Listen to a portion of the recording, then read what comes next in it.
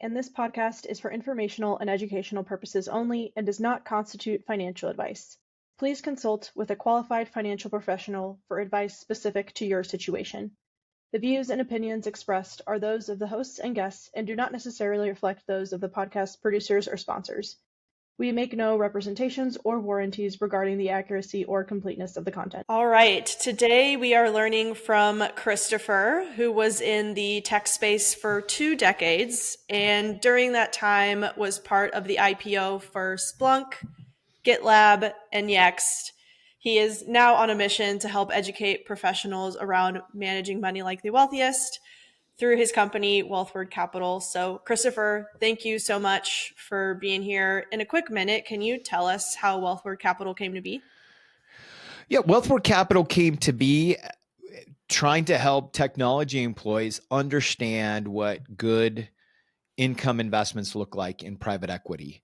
So many technology employees invest in venture capital or they're in tech stocks, and they don't understand what a commercial real estate private equity investment looks like. So Wealthward Capital was formed to show them by doing.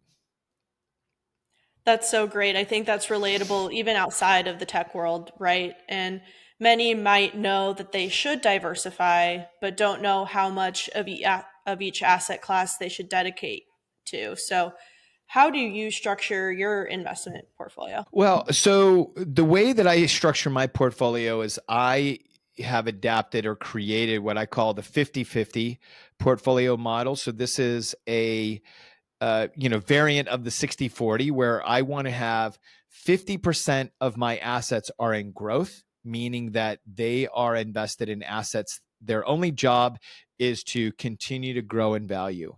And then I want 50% that is focused on income assets, meaning that their job and the nature of those investments is whether it's through a dividend, whether it's through interest, whether it's through profits from the actual company, that it will maintain the principal and continue to deliver income over time. And so I look to allocate my portfolio to 50% growth, 50% income.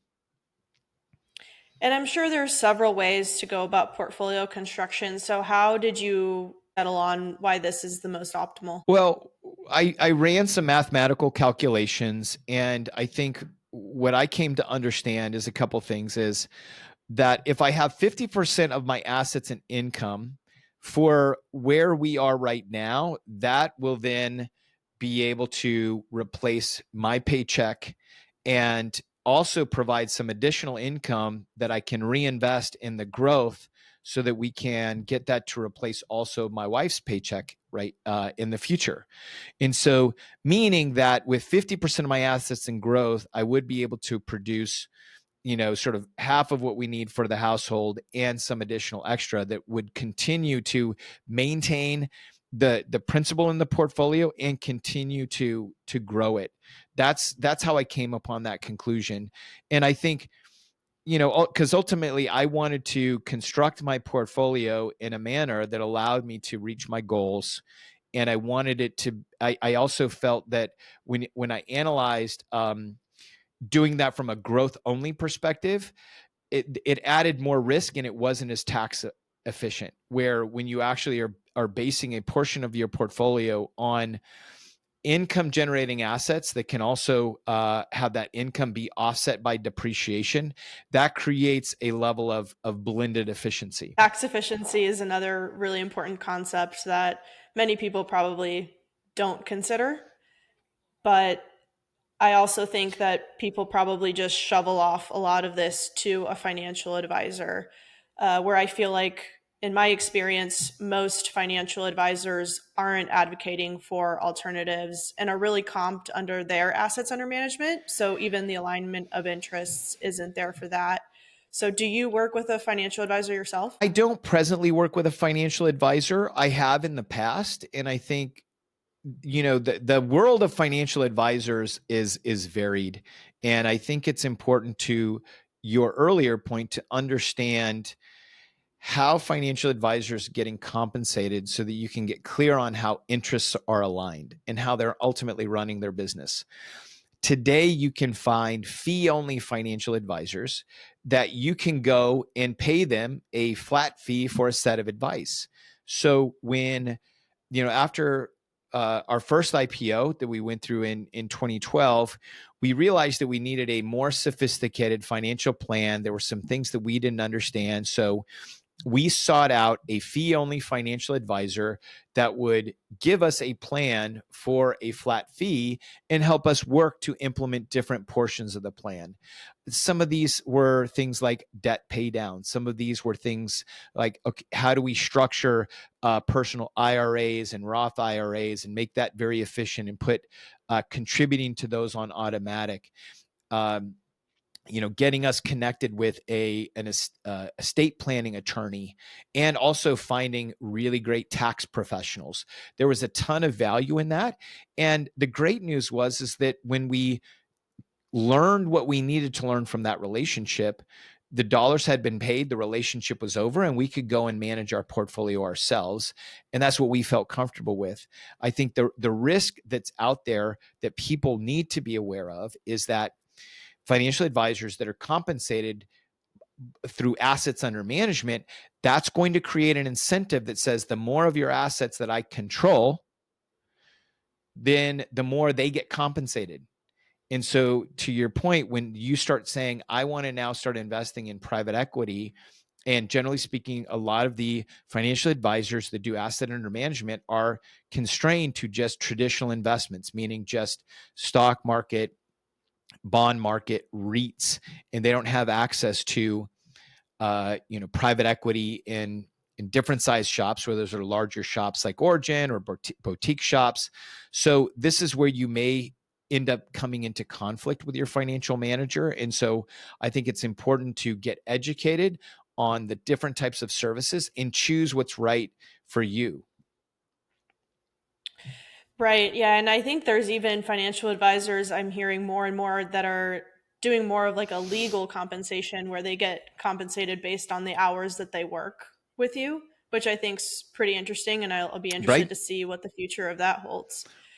And then you also mentioned working with a tax specialist. Who are other key people that you have on your investment team, and what advisory services should people seek out first? Well, I think seeking out first and foremost, you want to find a certified tax planner. A tax planner is somebody that is it's a certification within CPAs that have them focused on a completely different strategy. CPAs, I describe them as crime scene investigators, where they're going to go draw the chalk outline around the body, and they're going to say, here's what happens with your taxes, here's what you owe. They're able to prepare a return. That's what, generally speaking, a CPA does. And I would consider them reactive, versus a certified tax planner is proactive. And what they're looking at is where do you think you're going to land from an income perspective for the coming year and possibly even future years? What are strategies that need to be implemented now that then have the ability to lower your overall tax burden? When you're on the journey to building wealth, partnering early with a certified tax planner where you are constantly incorporating strategies and techniques to lower your overall tax burden, it's like compounding, because of the fact that you will get to keep more of what you make for more years.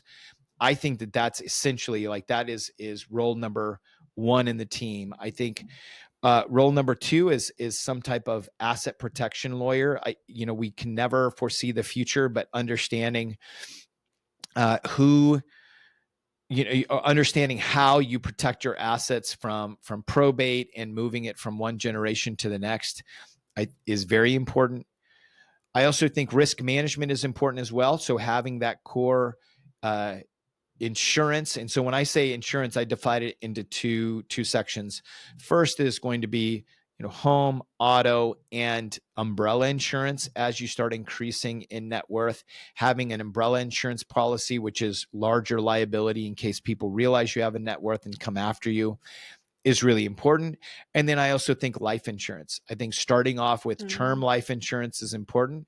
There is a whole world of now infinite banking and whole life insurance, which is, in my mind, more advanced and may not be the place that you want to start. But I think getting some initial life insurance coverage is important as you start generating wealth and you may be taking on debt to buy homes and in high cost of living areas, et cetera.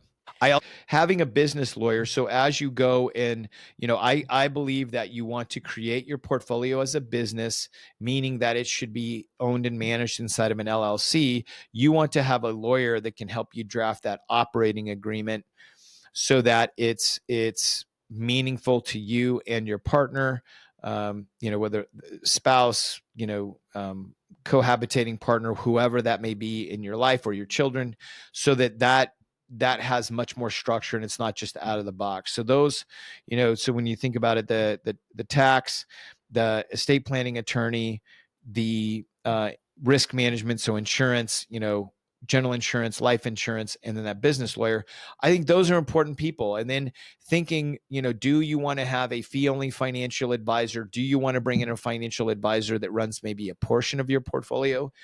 Those are all, again, I'd say that the team members that I generally consider, and I make sure that it's understood in this org chart that I'm the CEO. I'm going to make decisions. I'm going to have performance criteria, and people will be hired or fired based on how they perform. Just because I give them my business does not guarantee them my business for life, which I believe is a mistake that many people make. Absolutely. Being able to fire someone's uncomfortable, but it's also preventing you from getting to the next step. So while it's uncomfortable in the beginning, you're just holding yourself back. Well, and the thing is so here's a story. We had an amazing tax planner that, as we were going through our IPOs, this woman helped save us hundreds of thousands of dollars. However, we started working with her later in her career. And so she was right in the sweet spot of retirement age and was actually no longer taking on new clients. And we realized that at some point she was going to fully retire. And so we wanted to strategically plan and move to our next tax team before we had a notice and we had the clock on us. We wanted to take our time. So we did that strategically. We were in communication with her. And then the day came where we had to say goodbye, and she knew our kids. She knew everything. And it was obviously very sad for us. But because of the fact that we were looking at our portfolio as a multi-generational business, it was critical that we make that move and put emotions aside and say, okay, what's best for the business? Exactly. And I think the first step is even having that plan, right, to keep you on track. So I want to double click on what you said about having your business lawyer or forming an LLC, because I feel like a lot of people don't even consider that or think about that. So is your business lawyer the one that first introduced these concepts to you? No, I think it's interesting. So how did I come into this concept of thinking of my portfolio as a business? It really became, studying the decamillionaires as we, as our family, started having multi-millions of wealth, and we started seeing, okay, what's the next evolution? I started studying them to understand what are habits and behaviors that they have that allows them to grow their wealth and have them thinking about it being a multi-generational asset. And the one thing that became very clear as I started studying and getting information and in communicating with them is that they treated their portfolio as a business, meaning that they made it an entity. That entity then created all sorts of tax efficiencies. All of a sudden, you have non-deductible expenses that you can deduct against that particular business. All of a sudden, it has a priority, right? That was the big thing, is like, oh, wow, this is our family business, is this portfolio that's not just going to be here for my lifetime, but for our children's lifetime as well. And we want to keep that business whole and we want to keep it running. It was some of that studying that helped me understand what that looked like. And then as I started bringing professionals to that, I realized that it's interesting. Sometimes professionals don't tell you what's possible because they analyze and they see where you are, and they serve you for the level they believe that you're at. And they don't always open up and say, oh, there's this other level, because they think that's not what you want. But when they saw us operating at this other level, okay, they're treating their portfolio like a business. All of a sudden, they started bringing us different ideas and offerings and services because they saw how we were thinking. So that's sort of how that happened. And it's interesting. I haven't really to discuss sort of how that happened before, but that was really how that came to be. Yeah, and through your research, what was the biggest difference in how decamillionaires manage money in us? I think there's a few things. The first and foremost is, I think they look at it as this, we're making enough money that we can live off of, that their generation, and then they can pass it on to the next. Versus, I think so many people, and I know a lot of tech employees, and they've done very well for themselves, but they're constrained by this middle class mindset that's being pushed by the financial services industry. Because I think people from $1 to $10 million net worth, they're actually served down. They're served a recipe and a playbook that's for people who make less money than them, which is this 4% rule, meaning get everything in traditional assets and you drain it and you pray that you have enough to survive this life. So when I started seeing that, I'm like, oh, wow, like they realize like we can grow and scale this for the next generation. I think that to me was foundational. I think the other concept that I highlighted earlier is that they see it as a business and they are the CEO of that business. I think that's another thing that I came to understood.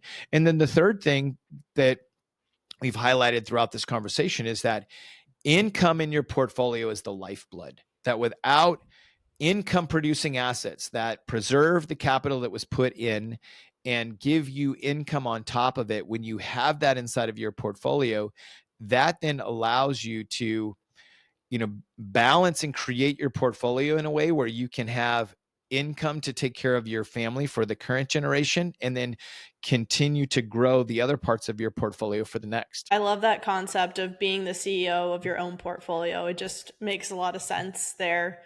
And then obviously when you're going through this research of the decamillionaire, what do you wish you would have done earlier now that you know what you know now? Well, I think what I wish I would have done earlier that I know now was not from studying the decamillionaires, but just was my experience and how I learned how to trade my time and talent for equity. Is I spent 10 years at a large consulting company where I wasn't getting equity compensation at my level.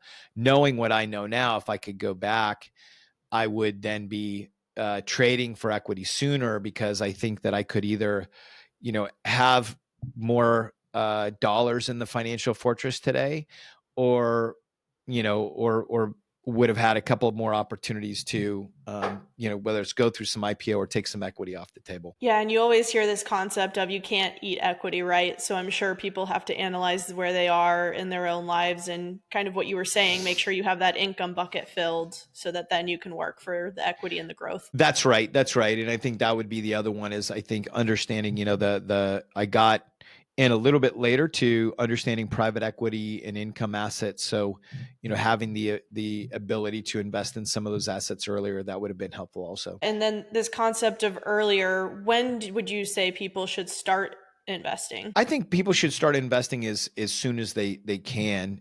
I think that, and this is where we have, sons that are, 10 and 11, and we're getting them started with investing right now, because I think that, time is your friend. Time, will compound in investments, as you go. And so I think starting investing is important. Also, just thinking about, I think the biggest thing is building your skill set as an investor. I think whether you're investing your time and talent, whether you're investing your money, the skill set is the same in both. And then also getting educated on the breadth of asset classes out there, and getting educated on what private equity is, the value that it holds, and what it takes to invest in private equity, I think is really important, because it's through a diversification and a breadth of asset classes that you build a very robust financial fortress. And so I think getting that education and getting, like any other skill, the more time you have getting repetitions, the more efficient you're going to become at. And education is at the crux of it. And you've mentioned that you had to educate yourself. So where do you direct your tech employees to when they're looking to learn more about private equity or things like this? To be honest, I do direct them some to the Origin website. I think Origin is a place where I got some education, especially on how to vet operators, on understanding the multifamily market. But I try to select. I mean, I think private equity is really hard. And I have a podcast, Tech Equity and Money Talk, where I have done, like, my episode 20 was about alternative investments in private equity. And I try to synthesize details for people. I think when you start looking at different asset classes, the first thing that you want to understand is understand the math behind it. And generally speaking, people feel, I think, a little bit repulsed by that, like, oh, not the math. And it's like, yeah, the math isn't that hard. Ultimately, you're trying to understand how businesses are run. And that, to me, is the similarity between private equity and even stock investing, is you're looking at underlying fundamentals of business, but understanding those particular things are really important up front. Yes, absolutely. Are there any misconceptions about money managing? I think the misconception, yes, I do. And thank you for that question. I feel like that unlocks some emotion in me. So many people think that it's really hard, or you need to have some sort of special degree. And I I hear people sometimes who I know that are very smart and are solving very challenging technical problems. I'll ask, well, what are you investing in or doing here? I don't know. I got this guy and they're doing the thing and it's so hard. And it's like, and I feel like that is a bit of a cop out, because the reality is, especially in tech, we're solving many times much more challenging and difficult problems. I don't think that money Mhm. management is hard. I think it's a discipline, and I think it's a skill. And I think some of the fundamentals, if you put those practices in place, you are in groups and communities where you're being held accountable to make sure that you're reviewing your portfolio on a regular basis, doing some checkups and managing it, it will work for you. And I ultimately think that if people prioritized it, made it their business, made it their focus, two things would happen.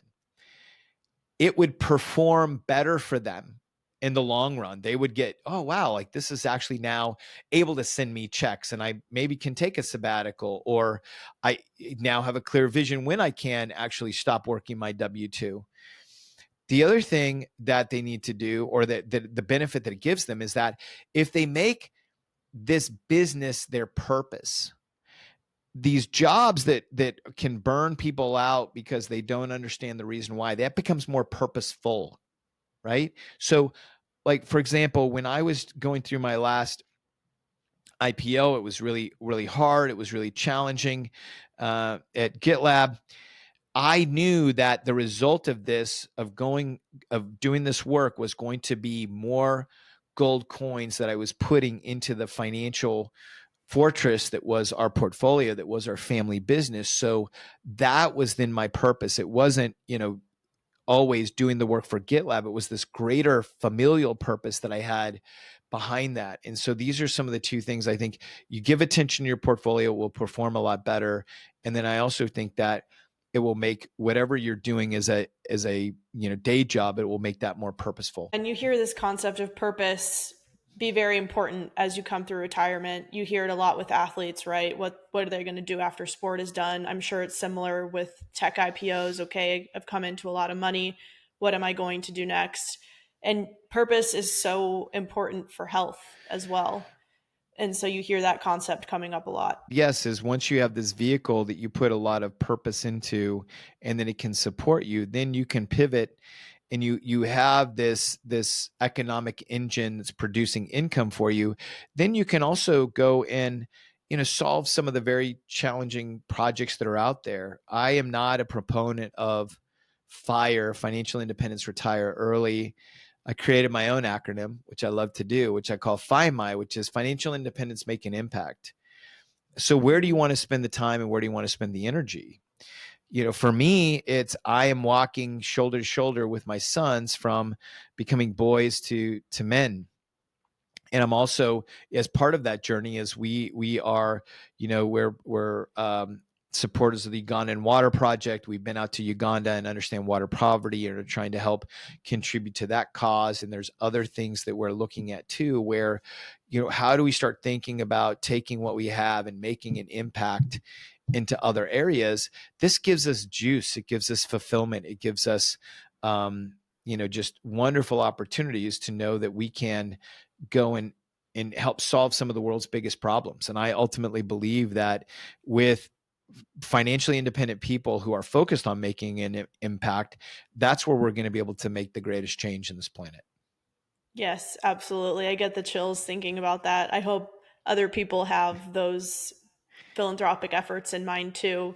But I think it also starts again with what we were saying earlier, treating your portfolio like a business, meaning you have a business plan, which means you have an exit plan.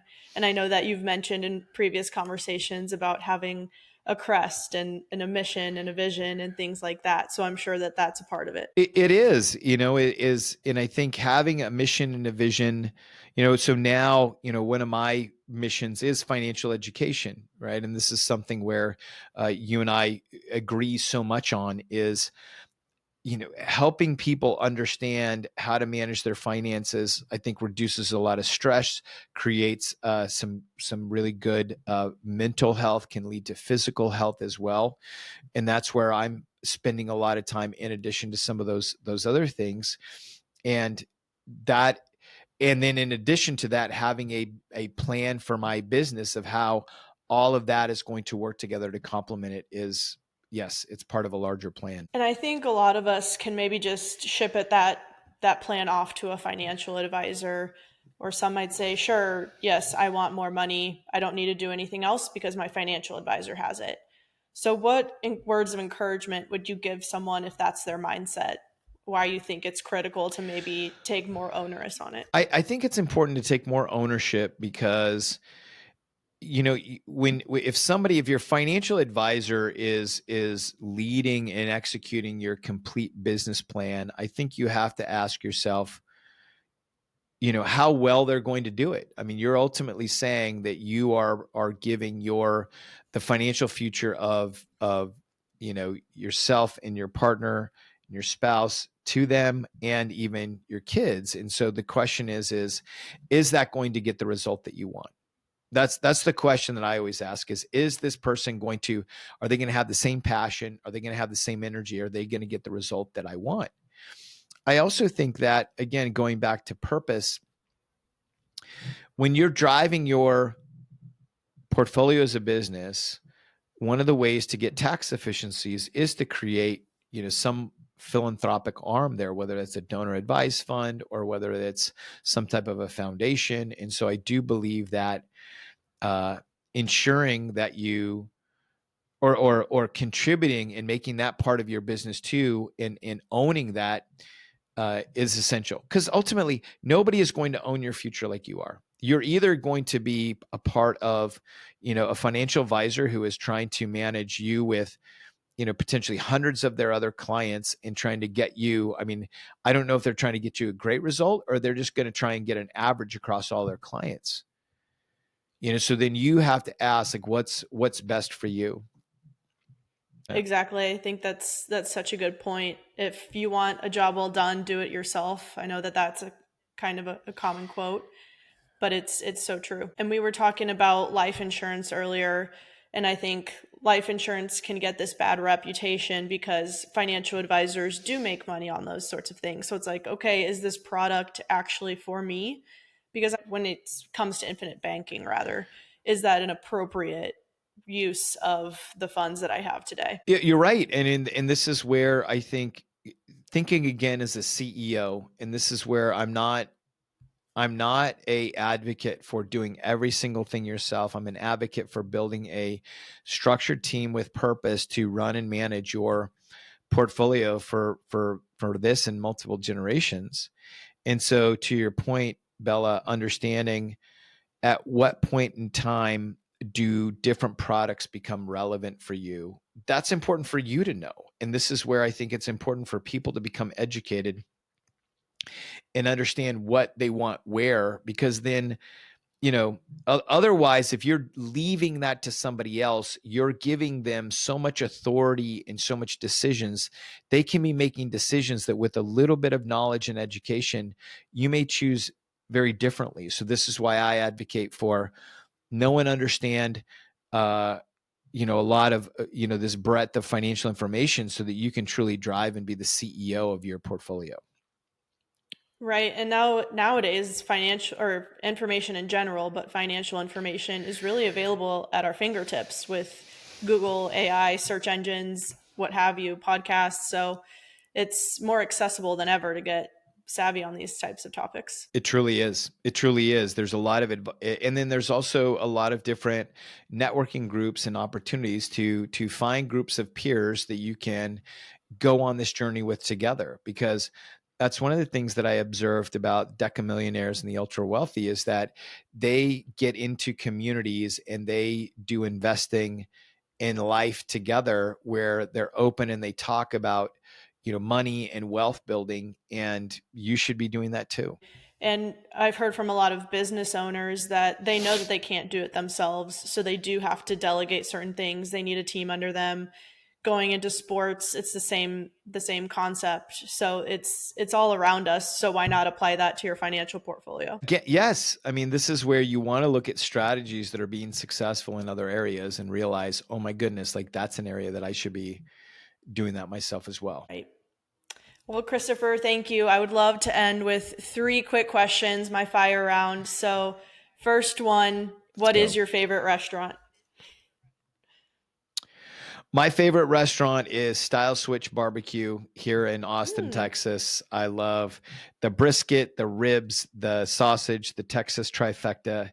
That's something that at any moment somebody could say, "Where do you want to go eat?" I go, "Style Switch. Let's go get the meat sweats."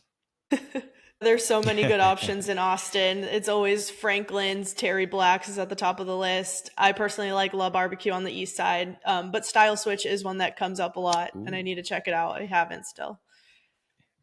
You should, yeah. It's good. Second question, what brought you joy this week? Father's Day.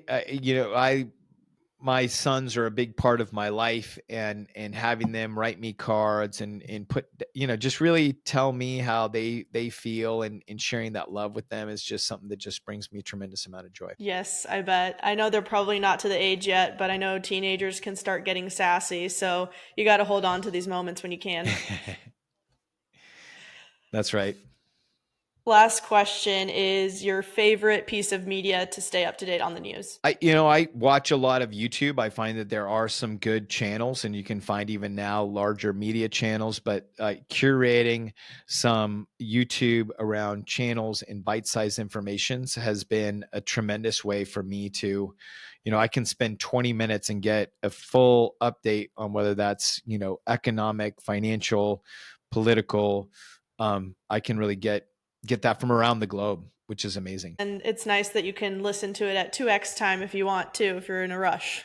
That's right. Yeah. I mean, you can get so efficient with this stuff too. And I never thought, I'm not a 2x person. I'm definitely a 1.5, but I agree with you 100%. You can get 2x moving is forward. A little bit hard to understand for sure.